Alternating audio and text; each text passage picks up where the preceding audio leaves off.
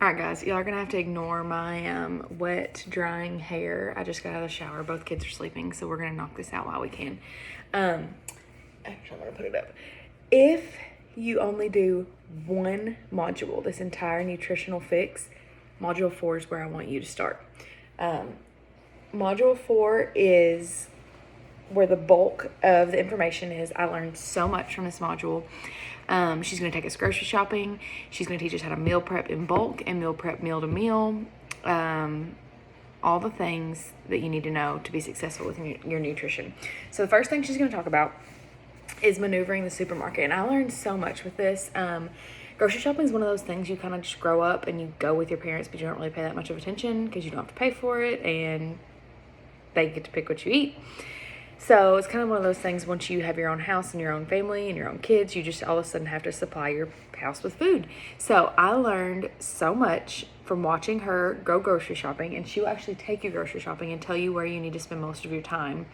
And I catch myself thinking back to that video even when I do click list, I catch myself thinking about her videos of grocery shopping. So if you do one thing, if you hear one thing, I want it to be that. Watch the videos of her grocery shopping. You will learn so much. Basically, I'm not going to cover a lot there because I want you guys to actually watch it, because she's going to teach you so much more than I will, because I'm just repeating the basics of what she says. But what you're going to do is you're going to follow the perimeter. If you spend an hour in the grocery, you want to spend 95% of your time on the perimeter of the grocery. That is where you need to get most of your food. If you think about it, when you walk into Kroger, I know most of y'all are from around here. When I walk into Kroger, the perimeter is going to be my veggies and my produce are over here, and then I'm going to go to like my meats and stuff like that, and then I'm going to go to my dairy, and then it goes to like hair products and feminine products and stuff like that. So you can ignore that part. But as far as food goes, none, like the Twinkies, the cookies, the junk, the box stuff is not on the perimeter. So think about that. If you need to spend most of your time on the perimeter, what do you need to be buying? You need to be buying your produce. You need to be buying your meat. You need to be buying your milk and almond milk and cheese and stuff like that, if your body handles that well.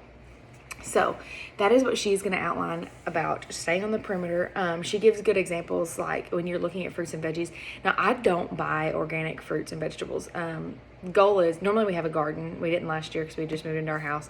So hopefully this year we'll have a garden that is about as organic as it gets. We go pick it from the garden and we eat it. But I don't buy organic fruits and vegetables in store. That's just something I don't do. I do wash them very well when I get back. Hannah Billington had a great way to wash her fruits and vegetables. I'm going to tag you in this, Hannah, if I remember, and have you share that with everybody. But numbers that start with 9 are organic. Numbers that start with 4 are not. So that is one thing to think about. Farmers market's amazing. It's about to start up again. You can always go there and get your fruits and veggies. Whatever works for your family. Don't make it more difficult than it has to be. So we're going to talk about that, and then she's going to talk about the aisles. That is where most of your like sugary foods are, your processed foods, stuff like that. And I was guilty of this, especially shopping for food for Hayes. The food that's advertised, like the kids bars and less sugar, blah, blah, blah, blah. I would just see the front of it and I would grab it. Or some stuff, I know like Kroger carries, I can't remember the name of the brand. I don't remember the name of the brand, but it's like a brand that you would think it sounds like organic and healthy, and it's more expensive. Sorry, I thought I heard a kid. But it's not. It's not any healthier than your average granola bar, if we're talking about the thing that I'm talking about for kids. So she will teach you how to read labels, and the first time I went grocery shopping after I watched these videos, I was amazed. I would look at the labels and I was like, holy moly, I'm giving him 12 grams of sugar, and here I thought I was giving him a healthy breakfast bar. So read the labels. She'll teach you how to do it. I'm not going to try to teach you because she does a great job. Then she's going to talk about meal planning. She's going to talk about meal planning for beginners, and then bulk meal planning in depth for experts, and then how she actually meal plans. And her and her brother, who they have the cooking show together, they're going to take you through her meal plan. She's going to meal plan on camera in front of you, show you how she does it. Now, I do it a little different.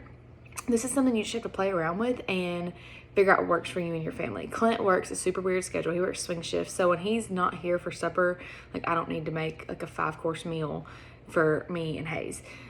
So I do meal plan a little differently. For me, when I meal plan, I will do most of the time what I will do. I don't require that much change in my eating, except when I was pregnant. Sorry, I keep thinking I hear Coleman. If it's Hayes, he's fine, but I don't want Coleman to like laying there crying. I will get a rotisserie chicken or make chicken on Sundays and have it ready. Sometimes I do barbecue chicken. Sometimes I just put like Italian seasoning on it. Sometimes I just do salt and pepper and garlic powder. Whatever I'm feeling, I will make enough for the week for lunches. Then I'll get salad mix or spinach, and that is my lunches. I will go ahead and cut up cucumbers and sweet peppers. Sometimes I do carrots, whatever veggies I want on my salad. That is where I get the bulk of my greens that day.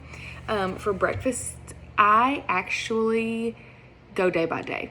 Let me go check on him real quick.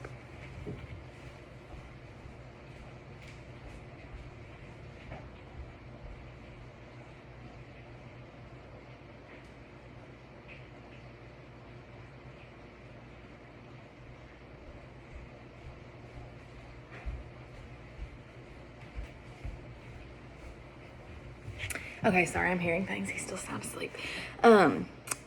Breakfast, most of the time I go day to day because I really like to have over easy eggs and nobody wants those warmed up. So, but we do make egg bites every now and then, and those are super easy to throw in. My shakes I make day to day, and suppers we make.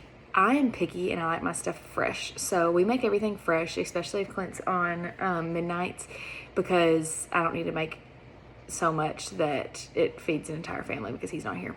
Sometimes I will do like taco bowls and stuff for lunches, and then I do a lot of crock pot recipes where I can use leftovers the next day, and that is what we do a lot of times. If Clint's going on to a midnight stretch, we will make enough to last him through the midnights and then last us here. So we're both eating the same thing, but he can just take it with him and it's done and it's ready to go.